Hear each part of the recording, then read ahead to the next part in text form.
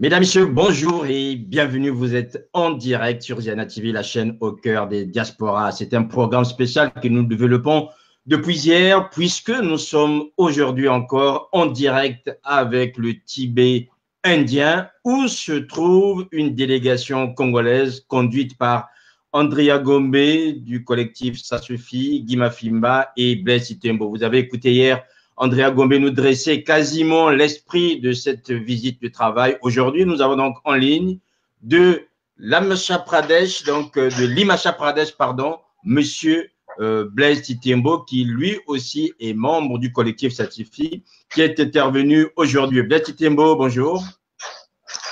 Bonjour ou bonsoir, mon cher Sir Makosso. Blaise Titembo, merci d'avoir pris le temps de répondre à des questions de là où vous êtes. Je dirais, dans le froid tibétain en ce moment. Alors déjà, une journée chargée, me dites-vous, qu'est-ce qui s'est passé aujourd'hui en termes d'activité globalement par rapport, je dirais, à ce séjour tibétain que vous avez entrepris depuis quelque temps? Très bien. Aujourd'hui a été une journée assez chargée parce que été reçu par le président du Parlement tibétain en exil. Et puis, on a eu le plaisir de visiter les archives nationales du Tibet, l'Institut de médecine traditionnelle et une école tibétaine. Voilà. Donc, une visite, je dirais, de travail qui consiste aussi à voir tout l'aspect socio-culturel. Alors, Blaise Titembo, vous êtes intervenu aujourd'hui devant le Parlement tibétain. Pouvez-vous nous donner la teneur de vos propos avant qu'on ne rentre dans les détails? Bon, écoutez, moi, j'ai juste amené le message du peuple congolais. C'était la première fois qu'on rencontrait donc les parlementaires tibétains. Donc, il était important qu'on leur dresse la carte du Congo sur le plan économique, politique et socioculturel. Donc, on a eu la chance aujourd'hui d'être écoutés. Hier, mon frère Ngombe a intervenu pour ce qui est les droits de l'homme, et aujourd'hui, moi, j'ai exposé sur la situation politique, économique et sociale du Congo-Brazzaville. Alors, allez-y. Oui, en fait, il fallait absolument montrer à nos amis que le Congo est une dictature et que nous avons pratiquement la même situation, nous vivons la même situation, pour que nous commencions à nous comprendre par rapport aux engagements que nous allons prendre les uns et les autres. Alors, les engagements que vous allez prendre, dites-vous, Blaise Titembo, déjà dans votre discours, c'est vrai qu'il y a des aspects qui ressortent. Quels sont aujourd'hui les points de similitude que vous constatez, vous, entre ce que vivent les Tibétains et la situation du Congo? Bon, je dirais en fait que nous sommes venus expliquer aux Tibétains, nous sommes venus plutôt apprendre auprès des Tibétains comment est-ce qu'on pouvait lutter avec une dictature. Parce que, vois-tu que la dictature, on peut la combattre de deux manières. Soit violemment, soit d'une manière pacifique. Et sachant que notre leader, le patron du groupe du collectif Sasufi, a toujours prôné une lutte non armée, une lutte pacifique. Donc, il était important pour nous de venir auprès de celui qui incarne cette lutte pacifique pour s'abreuver de leur façon de lutter pacifiquement. Et croyez-nous qu'aujourd'hui, ça a été une leçon de vie parce qu'ils nous ont démontré que la meilleure lutte possible, la meilleure des luttes, c'est celle qui consiste à lutter pacifiquement. Elle est longue, elle est dure, mais elle finit toujours par vaincre. Donc, on a reçu beaucoup de conseils et nous allons repartir d'ici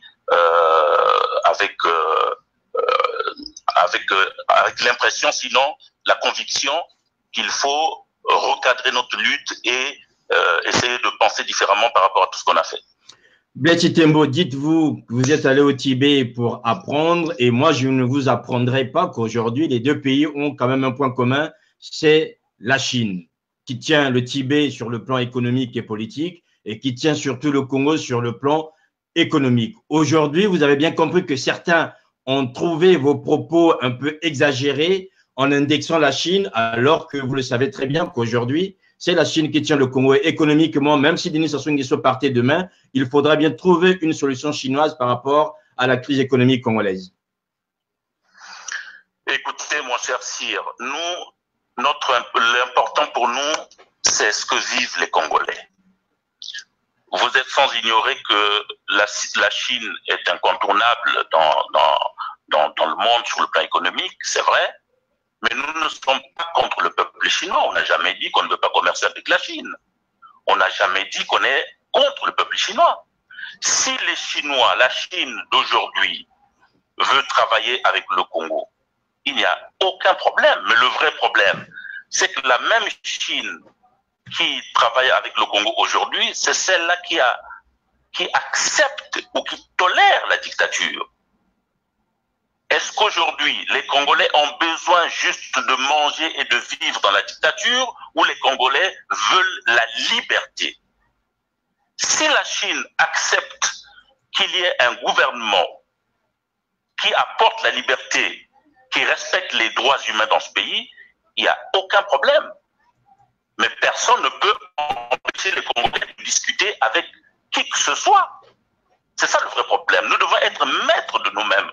On ne peut pas avoir peur de discuter avec des voisins ou des amis qui ont les mêmes problèmes que nous parce que la Chine est une puissance mondiale. Dans le monde, il y a plusieurs pays qui sont des puissances. S'il y a un pays qui décide aujourd'hui d'être regardant sur le problème des droits humains, écoutez, on travaillera avec ces pays-là. Mais nous ne sommes pas contre le peuple chinois. Et on n'a jamais dit qu'on ne commercera jamais avec la Chine. Voilà, vous continuerez à commercer avec la Chine et pourtant, vous savez, là, vous êtes en train, je dirais, de vivre en live, tel qu'on le dirait, les conséquences de cette pression chinoise sur un peuple. Je voudrais juste poser une question à ceux qui nous disent qu'on a provoqué la Chine. Est-ce que la lutte qui est menée par les Tibétains est une lutte armée, violente? Est-ce qu'on peut considérer, nous, dans la position où nous sommes, en tant que Congolais, le point de vue des Congolais, est-ce qu'on peut considérer que les Tibétains sont des terroristes? Par contre, si nous regardons de l'autre côté, on peut se poser beaucoup de questions. Le pays dont on vante aujourd'hui, est-il une dictature ou pas? Nous devons nous courber parce qu'il y a juste un intérêt économique? Non, je pense que le Congo a besoin d'être entouré des amis qui ont, dans leur façon de faire, le respect des droits humains. Voilà, en attendant que le Congo puisse entourer, Blaise Tembo, dites-vous, des gens qui respectent les droits humains. Aujourd'hui, on comprend très bien, pour ceux qui vous suivent depuis hier, l'intérêt de ce séjour au Tibet. Quels sont déjà, vous, personnellement, on le sent peut-être dans votre temps, vous n'avez plus la véhémence ou encore, je dirais, le ton aussi vif. Est-ce que déjà l'ère tibétain arrive à vous donner, je dirais, une nouvelle manière d'être Tembo? Non, je pense plutôt qu'on a dépassé l'étape des critiques, on a dépassé l'étape de l'émotion, il faut rentrer dans l'étape des actions. Sans tambour ni trompette, je pense que ce sont les actions qui vont amener le peuple à se libérer. Notre travail consiste à faire de telle sorte qu'il y ait une forte pression auprès du gouvernement illégal du Congo, afin que nous puissions trouver une solution pour libérer notre peuple. Parce que s'il n'y a aucune pression, si on baisse les bras et qu'on se dit on se mettra autour d'une table avec ceux qui ont plongé le pays dans le chaos, je pense que la solution ne viendra pas d'eux. Il nous faut aujourd'hui prendre conscience qu'il faut travailler, il faut s'unir, il faut trouver des stratégies, ou comme a dit Guima Fimba, il faut un bing-bang géostratégique. Donc, il ne faut pas avoir peur d'aller vers les autres qui pourront peut-être nous aider à trouver une solution.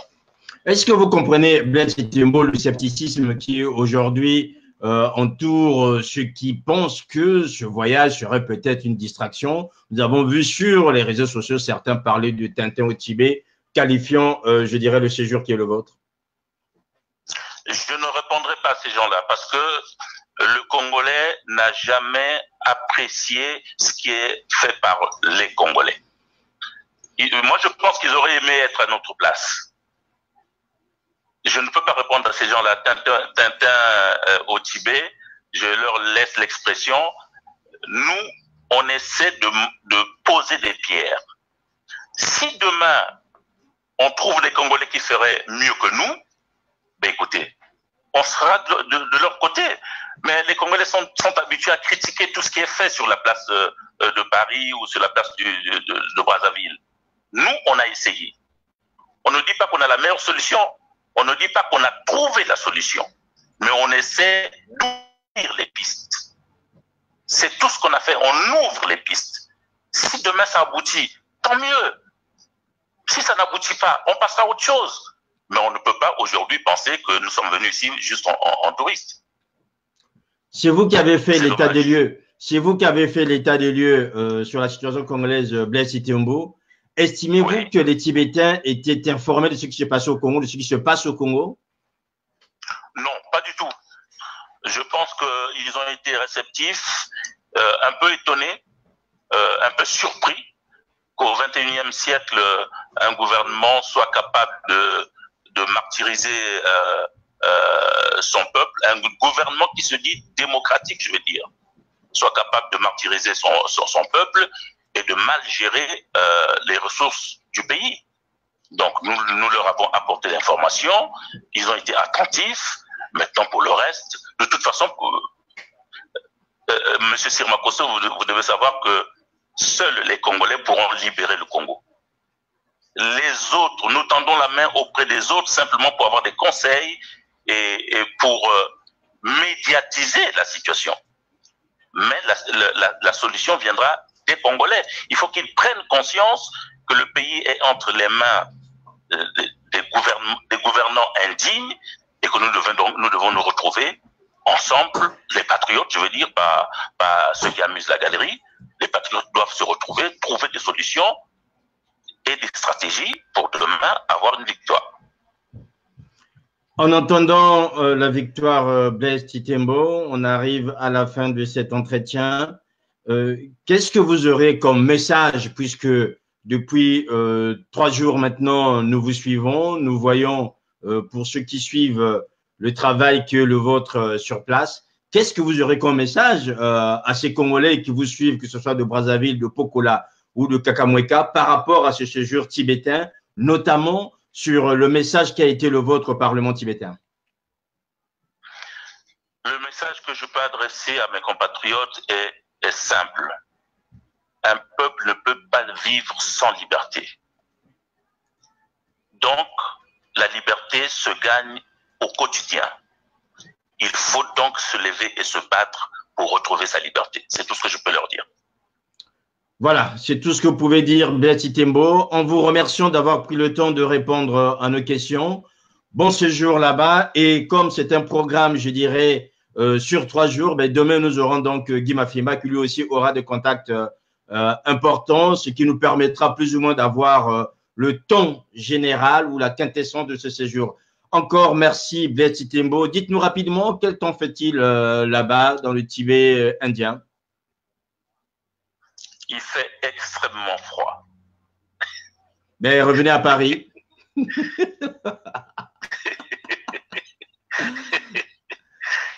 écoutez, mon cher frère, merci beaucoup. Demain, Guima Fimba rencontrera donc le président de l'autorité tibétaine et il conclura donc sur le séjour qu'on a effectué ici en Inde. Voilà. Merci Blaise Itiembo, merci à vous aussi. On voit que vous êtes de plus en plus nombreux à suivre ce programme spécial que nous proposons quasiment à la même heure avec cette délégation congolaise. Je rappelle donc la délégation congolaise qui s'est rendue là-bas à la frontière tibétaine, dans le Tibet indien, afin de pouvoir, je dirais, remettre dans les mains du Dalai Lama la situation congolaise et aussi d'interpeller sur place des hommes et des femmes qui devront sans doute, puisque les Tibétains sont des pacifiques, prier pour le Congo ou envoyer de bonnes ondes afin que le Congo retrouve le bon chemin. Merci encore à vous, Blaise Itembo. Je vous en prie. Et merci à vous aussi d'avoir été là. Nous nous retrouvons la prochaine fois. Demain, donc rendez-vous avec Guy Mafimba, toujours là-bas dans le Tibet indien. À demain. Au revoir.